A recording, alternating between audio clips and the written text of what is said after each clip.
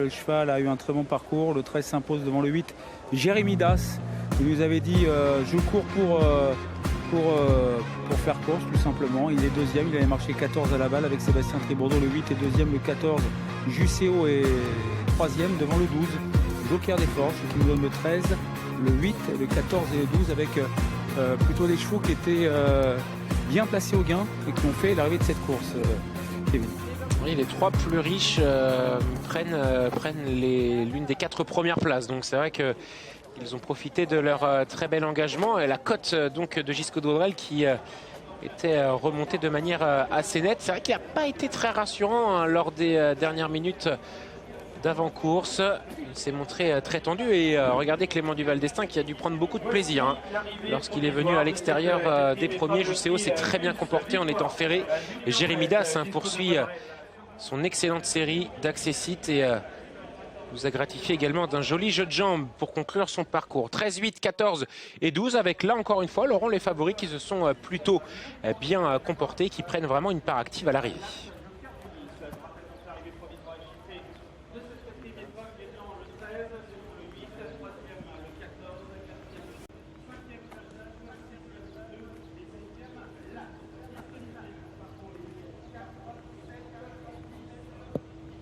Ah ouais, Gisco de Gaudrel, il a été castré ce cheval-là, il était sur la montante, il y avait cette petite interrogation de la corde à gauche. Mais bon, tout s'est très bien passé. Une 15-4. Et puis Jérémy Das, ça c'était une information d'importance parce que ce cheval-là avait gagné avec Eric Raffin. Il était drivé par Sébastien Tribourdeau, mais le cheval était bien. Il m'a dit écoutez, on court pour faire l'arrivée. Ben, il est deuxième, le 14 Juséo. Comme l'a dit Charles Motier, patient dans la première partie de la course, a fait le dernier kilomètre et troisième. Et puis ensuite, on a Joker de Forge hein, qui a fait le forcing au premier passage en face. Et on revoit les 500 derniers mètres au moment où justement Joker des Forges, le numéro 12, a l'avantage. Mais ça va se jouer plutôt à l'extérieur avec le numéro 13, Gisco de Gaudrel, qui était très très bien parti, qui va se sortir justement du piège de la corde, qui va déboîter. Et ensuite, une fois qu'on va lui abaisser les œillères, il ne va faire qu'une bouchée de ses adversaires, c'est le numéro 13. Le 8, Jérémy Das, lui, était plutôt le long du rail et a très très bien fini. Donc devant le numéro 14, Juséo, et le 12, le Joker des Forges. C'est dommage pour Joyeux des Sources parce que il a cherché désespérément un dos, l'élève de Nicolas Lemétayer avec Arnaud Desmottes. Il n'est jamais venu ce dos, donc il a été obligé d'avancer contre nature. Et donc le cheval est cinquième, c'est lui qui est cinquième, le numéro 9. Et il faut certainement le reprendre, hein. C'est un cheval qui est un peu mieux lorsqu'il vient de derrière. D'ailleurs, si vous prenez le 13, il a attendu. Si vous prenez le 8, il a attendu. Si vous prenez le 14, il a attendu. Tous les chevaux qui ont été devant, le 12 et notamment donc, le numéro 9, ils finissent 4e et 5e.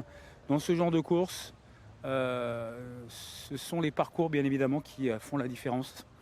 Et donc Clément Duval d'Estaing s'impose.